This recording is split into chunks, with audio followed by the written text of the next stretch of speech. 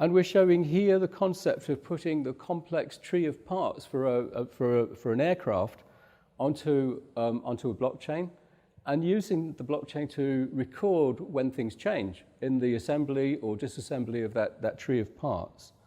And we can record things like all the manufacturing data, where the elements, where the part or the subsystem has been in its journey from manufacture all the way through to integration into the final aircraft. And we can even keep things down to which the individual computer-aided machine programming module that was used to create the part, if that's relevant. So we've got this way of actually maintaining throughout the life cycle of an asset who's done what to the asset over time. Although this is the example around a complex system of systems like a modern aircraft, there are some really interesting use cases and public references that we've got around supply chain.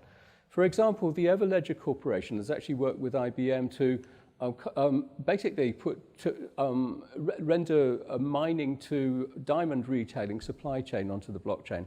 And they do that to prevent their supply chain pollution. So that means that they can make sure that there are no false diamonds or synthetic diamonds or blood diamonds or anything like that get into the supply chain.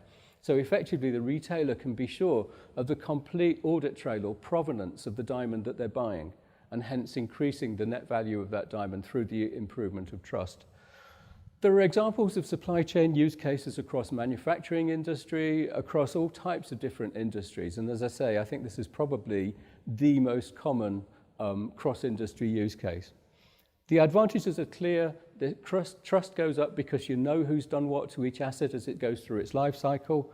We know who's owned each asset, where it's been in geographical terms, and hence the whole supply chain becomes much more efficient in terms of keeping track of who's owned what.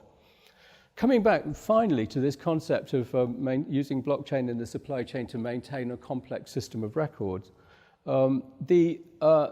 we can be very specific. If something goes wrong with an aircraft, maybe there's a maintenance incident or something similar, we can be very specific in diagnosing that incident and finding which subsystems and which parts were actually were constituted part of the maintenance event, rather than do a whole cross-fleet analysis or cross-fleet recall in the case of failure. So this can reduce costs from those terms as well.